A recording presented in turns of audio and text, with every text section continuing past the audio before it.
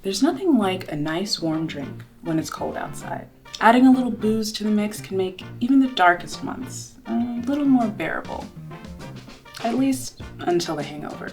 You can just add some hot water to the mix, some coffee for pep, or even go through the trouble of making a batter. Let's warm your spirit with some spirits.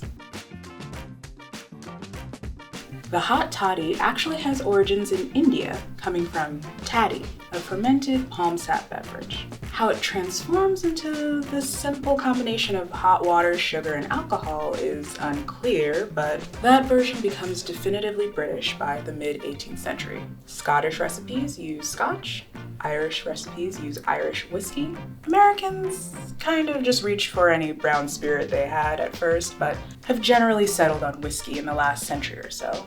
You can go beyond the base 3 ingredients by adding warming spices and lemon juice, or you could use a richer syrup, honey, or even maple syrup to get a little more dimension. Now, this drink is generally served when you're down with a cold, so let's find something to pick us up.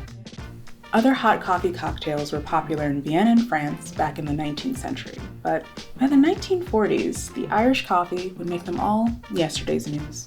Bartender Joe Sheridan started serving them for some of the first airline passengers braving the day-long journey across the Atlantic. Nothing says, congrats, you're still alive, like hot coffee with a kick, and a little whipped cream on top. Stanton Delaplane, a journalist for the San Francisco Chronicle, tried one in 1947 and tried to take it back to his favorite bar, the Buena Vista Cafe in San Francisco. After some trial and error, he went back to Ireland to get the real recipe. Now, the cafe reportedly makes about 2,000 Irish coffees a day. Let's slow things down with another toddy. The Amaro Caldo, or hot bitter, is as simple as a cocktail can get. It has its origins in northern Italy, so it makes sense that the Alpine Amari like Braulio are most often used here. In our modern reality, Amari are so diverse and delicious that you can use whatever Amari you like. It's the perfect after-dinner drink that tastes complex with minimal effort. If you're serving a crowd, things can get a little more complicated, but let's ease you into it. Mulled wine goes all the way back to the ancient Greeks. They would add spices to wine and heat it up to make it more palatable and just get more out of the harvest. It pops up throughout history. The Romans copied the Greeks, again.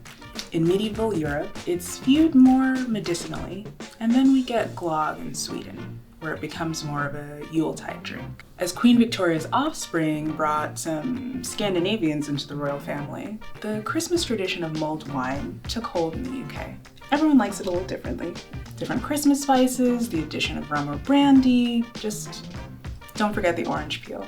Batter-based drinks need way more prep, but you can at least store the flavor-packed batter for later.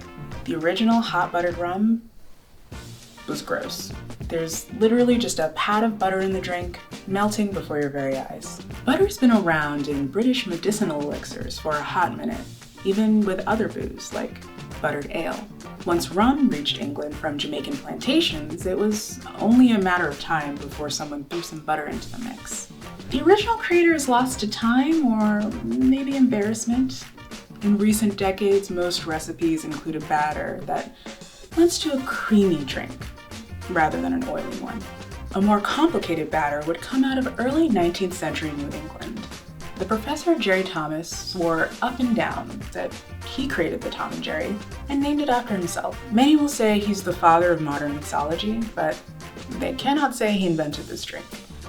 There are reports of it existing a few years before he was even born. But if he hadn't promoted the drink so heavily, we might have lost it completely. The creamy, eggnog-adjacent drink actually remains pretty popular in the Midwest to this day. Imagine Illinois without something like this in the dark months. I don't want to live in that world. Cheers.